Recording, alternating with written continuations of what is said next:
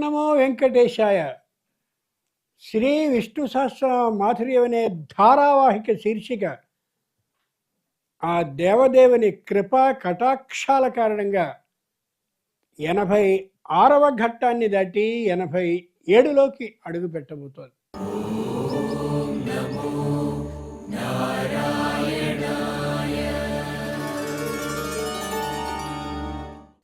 ఆదిత్యో జ్యోతిరాదిత్య, 2 నామాలు వస్తాయి.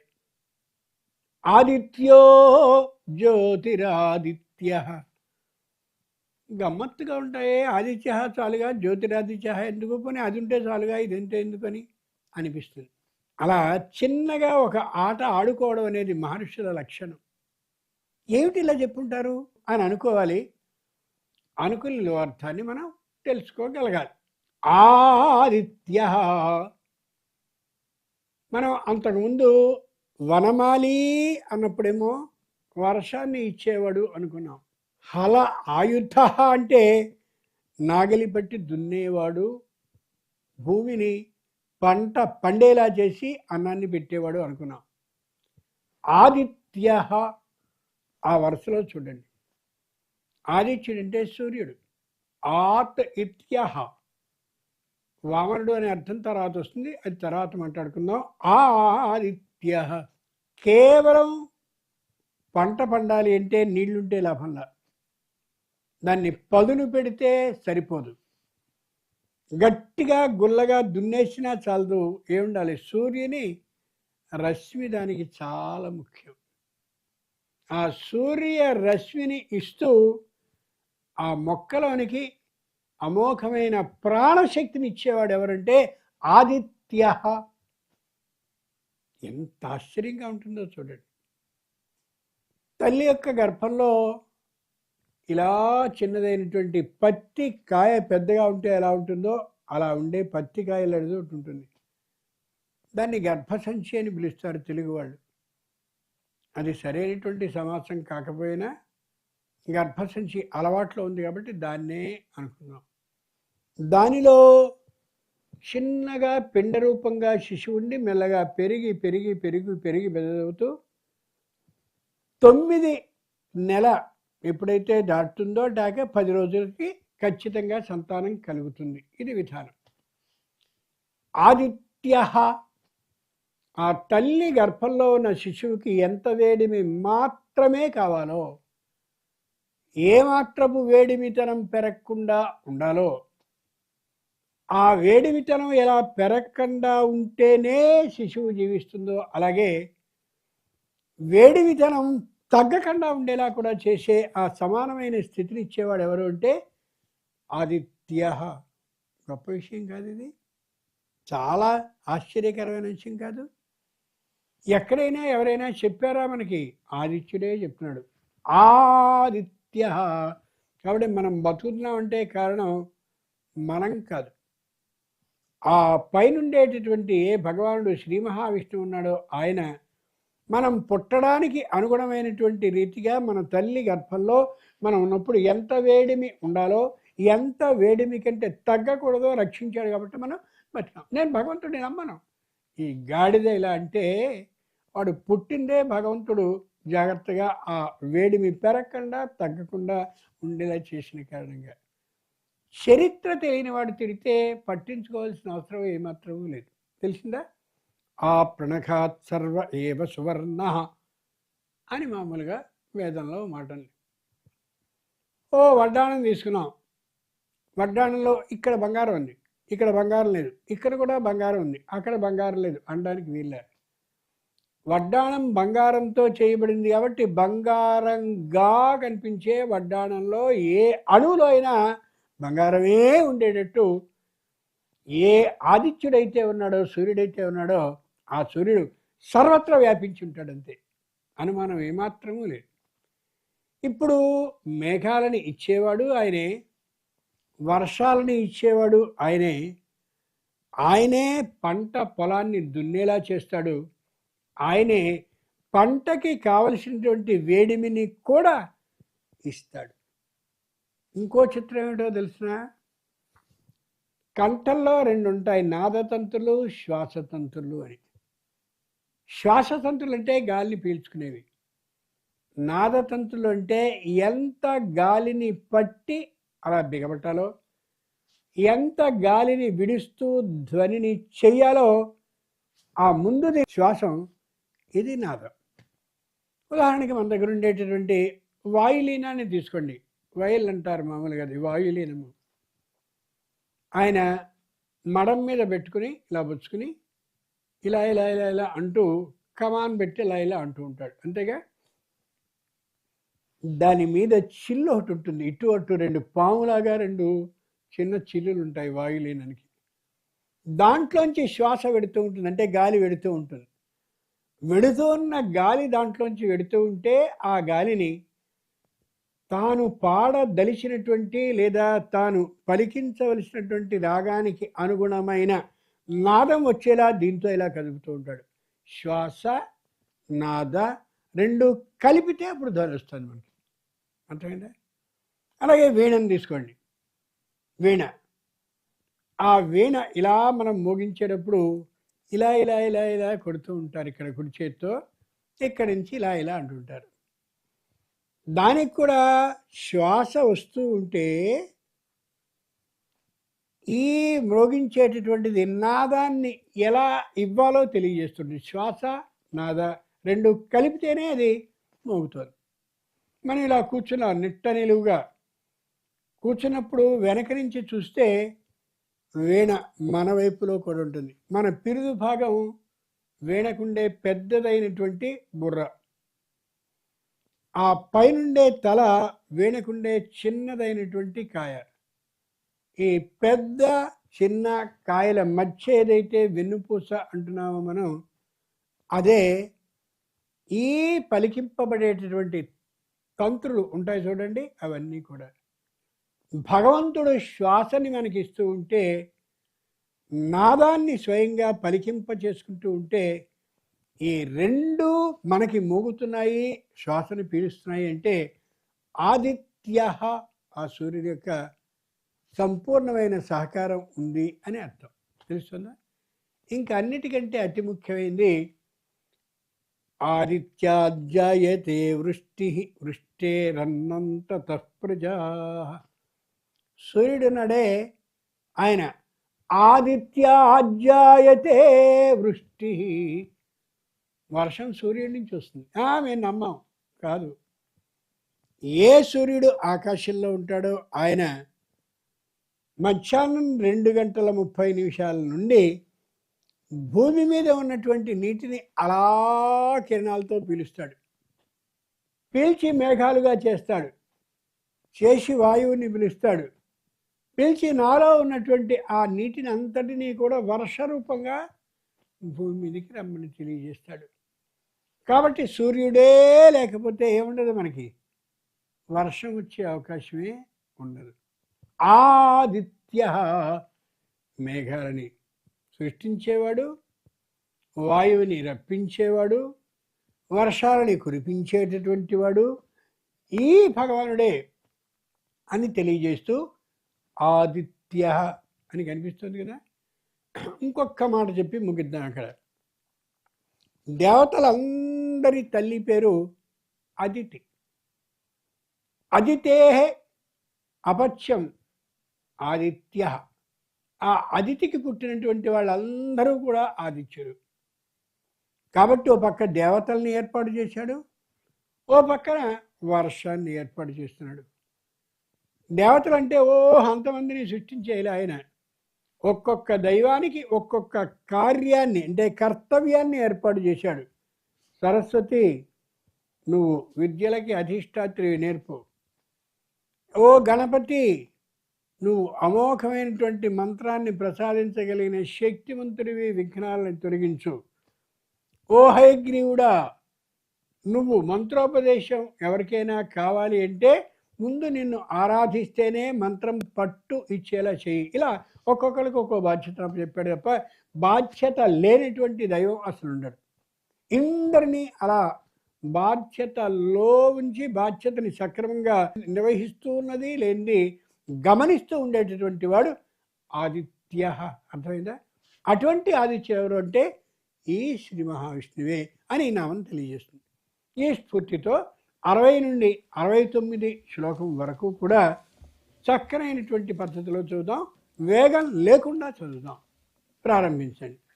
భగవాన్ భగహానందీ వనమాలీ హలాయుధః ఆదిత్యో జ్యోతిరాదిత్యః సహిష్ణుర్గతి సత్తమః సుధన్వా ఖండ పరశుర్దారుణో ద్రవిణప్రదః త్రివిస్పృక్ సర్వదృగ్వ్యాసో వాచస్పతిరయో నిజః త్రిసామా సామగः సామ నిర్వాణం భేషజం భిషక్ సన్యాసకృచ్ఛమశాంతో నిష్ఠా శాంతిపరాయణం శుభాంగః శాంతిదశ్రష్టా కుముదః కువలేశయః గోహితో గోపతిర్గోప్తా వృషభాక్షో వృషప్రియః అనివర్తి నివృత్తాత్మా సంక్షేప్తా క్షేమకృచ్చివః శ్రీవత్సవక్ష శ్రీవాస శ్రీపతి శ్రీమతాంబరః శ్రీధర్ శ్రీశ శ్రీనివాస శ్రీనిధి శ్రీవిభావనః శ్రీధర శ్రీకర శ్రేయ శ్రీమాన్ లోకత్రయాశ్రయః స్వక్ష స్వంగః సదానందో నందిర్జ్యోతిర్గణేశ్వరః విదితాత్మా విధేయాత్మా సత్కీర్తిశ్చిన్న సంశయః ఉదీర్ణः సర్వజः చక్షురనీశः శాశ్వతः స్థిరः భూషయో భూషణో భూతిర్విశోకः శోకనాశనः అర్చిష్మానర్చితः కుంభో విశుద్ధాత్మా విశోధనः అనిరుద్ధో అప్రతిరథः ప్రద్యుమ్నో అమిత విక్రమः కాలనేమినిః వీరः శౌరిः శూరజనేశ్వరः త్రిలోకాత్మా త్రిలోకేశः కేశవः కేశిః హరిః. జ్యోతిరాదిత్య తర్వాత మాట కదా. ఈ ఆదిత్యుడున్నాడే, అదితి అనేటటువంటి ఆ అందరినీ కన్నటువంటి తల్లి ఎవరైతే ఉన్నారో ఆ దేవతలందరినీ కండం చేత ఆదిత్యుడు అయ్యారు. ఆదిత్యుడు ఈయన. జ్యోతిరాదిత్య. మీరు ఈ శ్లోకాన్ని బాగా వినుంటారు. నేను చదవబోయేది ఛేయస్సదా సవితృమండల మధ్యవర్తి నారాయణ సరసిజాసన సన్నివిష్టః. ఛేయస్సదా సవితృమండల మధ్యవర్తి నారాయణ సరసిజాసన సన్నివిష్టః. కేయూరవాన్ మకర కుండలవాన్ కిరీటి హారీ హిరణ్మయ వపు ధృత శంఖ చక్ర. ఆయన భౌతిక స్వరూపాన్ని తెలియజేస్తారు. సూర్యుడు వచ్చేసాడు. ఎవరు చెప్పారు నీకు? ఆ సూర్యుని కిరణాలు చెప్పాయి. సూర్యుడు వ్యక్తి రూపంగా కనిపించాడు. సూర్యుడు చెవులు కళ్ళు ముక్కులు కాళ్ళు అన్నీ పెట్టుకుని మళ్ళా కనిపించాడు. ఆయన రూపమే తేజోమయ రూపం, అంటే కిరణాల రూపంగా ఉంటాడు ఆయన. అర్థమైందా? అంచేత ఛేయ సదా సవితృమండల మధ్యవర్తి. ఎంత గొప్పవాడంటే, నవగ్రహాలు కదా మనకి చెప్పేది. మొత్తం గ్రహాలన్నీ 9. 9లో ఒకరెవరు? సూర్యుడు. ఈయన్ని జ్యోతిష్ శాస్త్రం రవి అంటుంది. ఆయన అలా మధ్యలో ఉండి, ఓ గురుగ్రహం ఈ వేగంతో నువ్వు ఇలా తిరుగు, ఓ శనిగ్రహం ఇంతే వేగంతో నువ్వు ఇలా తిరుగు అని చెప్పి, ఏ గ్రహం ఎంత వేగంలో ఏ ఎత్తులో ఎవరి వెనకాల తిరగాలో ఎవరి ముందు తిరగాలో అలా ఉండి తిప్పుతూ ఉంటాడు. ఆయన ఏమన్నా మనిషిలాగా మనకి ముక్కు చెవులు కళ్ళు కాళ్ళు చేతులు కలిగి ఉంటాడా? ఉన్నాడు. కేవలం ఆ తేజో రూపంగా, అంటే కిరణాల రూపంలో ఉంటూ అలా చేస్తుంటాడు. ఆశ్చర్యం కాదు? ఎంత ఆశ్చర్యం అది! మీరు ఒకసారి శివాలయంలో కనిపించే ఈశాన్య భాగంలో ఉండే ఆ నవగ్రహ మండపాన్ని కానీ చూస్తే గిరగిర తెలియచేయడం ప్రదక్షిణం కాదు కావాల్సింది. ఏమిటి దీంట్లో ఉంది అని ఒక్కసారి చూడాలి.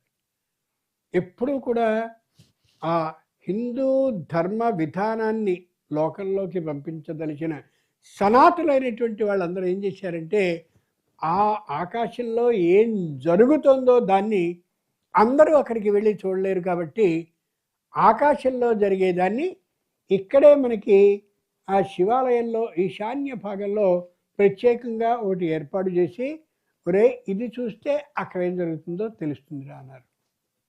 ఎంత గొప్ప విషయం అది. సూర్యుడిని చూడండి, అందరికీ మధ్యలో ఉంటాడు. ఆ సూర్యుడిని వెనుకగా చేసుకుని సూర్యునికి ముందుగా కనిపిస్తూ ఉంటాడు శుక్రుడు. ఆశ్చర్యం కాదు? ఓ శుక్రగ్రహమా నాకు ముందుగా ఉండి సంచరిస్తూ ఉండు. ఏ సూర్యుడు ఉన్నాడో ఆ సూర్యుడిని చూడకుండా సూర్యునికి వీపుని చూపిస్తూ తాను పశ్చిమపు దిక్కు తిరిగి కనిపిస్తాడు శనిగ్రహం. ఆయన్ని మంద అంటారు, శనిగ్రహం. సూర్యుడు మనకేమిస్తాడు? జ్ఞానాన్ని ఇస్తాడు. సూర్యుడు మనకేమిస్తాడు? ఆరోగ్యాన్ని ఇస్తాడు. సూర్యుడు మనకేమిస్తాడు? ఉత్సాహాన్ని ఇస్తాడు, బుద్ధిశక్తిని ఇస్తాడు. సూర్యుడిని వెనుకగా చేసుకుని అటు ఉండేటటువంటి వాడు శని అనుకున్నాం కదా. అంచేత శని సూర్యుడు ఉత్సాహాన్ని ఇస్తే నిరుత్సాహాన్ని కలిగిస్తాడు. సూర్యుడు బ్రహ్మాండమైనటువంటి ఆరోగ్యాన్ని ఇస్తే నీకు అనారోగ్యాన్ని నేను ఏర్పాటు చేస్తాను, జాగ్రత్తగా ఉండు అని తెలియజేస్తాడు. సూర్యుడు తూర్పు దిక్కును చూస్తూ ఉంటే నువ్వు అడు చూస్తున్నావుగా, నేను ఇటు చూస్తాను, పశ్చిమ దిక్కును చూస్తాడు. సూర్యుడు చక్కగా ఉండేటటువంటి ప్రదేశాలని చూస్తూ ఆనందపడుతూ ఉంటే ఈ మందుడు అంటే శని గ్రహం పాడైపోయిన కుర్చీలు, విరిగిపోయినటువంటి మంచాలు, ఇంకా అవి ఇవి ఏవైతే ఉంటాయో ఏమాత్రం ఏమాత్రం ఉండకుండా ఉంటాయో చూడండి, అక్కడ ఉంటాడు ఆయన. ఏమిటిది? దాన్ని బట్టి మనం గమనించుకోవాలి. అయితే మన శనిగ్రహానికి పూజించకూడదా? కాదు. ఆయన ఎంత గొప్పవాడు అంటే ఎవరు మనకి అనుకూలంగా ఉండి ఎవరు మనకి ప్రతికూలంగా పనిచేస్తున్నారో చెప్తాడు. అంటే అర్థమయ్యేలా చెప్తాడు. ఒక్కడు మన పక్కనే ఉంటుంటాడు, అన్నీ సాయం చేస్తున్నట్టుంటాడు, కానీ అవసరమైన సందర్భాల్లో మనకి తెలియకుండా మనకు అపకారాన్ని చేస్తుంటాడు. ఇవి సహజం లోకంలో. అంటే వీడు నాకు చాలా దగ్గర స్నేహితుడు వీడు అనుకుంటాం, కొంప ముంచుతాడు వాడు. తెలిసిందా? అటువంటి వాడిని గమనించాలి. లోకంలో ఉండే వ్యక్తుల్ని మనం పరిశీలించి చూసుకుంటే నవగ్రహాలు 9 ఎలా అయితే ఉన్నాయో అదే పద్ధతిగా ఉంటారు. బుధుడు అనే పేరు కలిగిన గ్రహం ఉన్నాడు. పాపయుత పాప, పుణ్యయుత పుణ్య. సరికాని వాడు ఎవరైనా వాడికి చేరితే వాడు సరికాని విధంగానే ఉంటాడు. ఎవడైనా మంచివాడు చేరితే మంచివాడితో మంచిగా ఉంటాడు. లోకంలో కొందరు రాటివాడు ఉంటారు కదా, ఇటు అటు 2 రకాలుగా ఉంటారు. అంచేత గమనించాలి. జ్యోతిరాదిత్య, ఈ సూర్యుడు ఎంత గొప్పవాడంటే మొత్తం ఉండేటటువంటి దేవతలందరినీ కూడా తన మండలంలో అంటే తన ప్రదేశంలో మీ అందరూ ఎక్కడ ఉన్నాయా అని ఒక్కొక్కళ్ళకి ఒక్కొక్క బ్రహ్మాండమైనటువంటి భవనాలనిచ్చి మీరు నా మండలంలో ఉండండి అంటే నా ప్రదేశంలో ఉండండి అని అందరికీ ఇళ్ళు కట్టించి ఇచ్చాడు సూర్యుడు. సవితృమండల మధ్యవర్తి నారాయణ సరసిజాసన సన్నివిష్ట. సరసిజ ఆసన, సరస్సు అంటే చెరువు, సరసిజ అంటే చెరువులో పుట్టేది పద్మం. పద్మాన్నే తన ఆసనంగా చేసుకుని సన్నివిష్ట కనిపించేటటువంటి వాడెవరో నారాయణుడు. ఆ నారాయణుడు ఎక్కడుంటాడు అంటే ఈ సూర్యమండలంలో ఉంటాడు.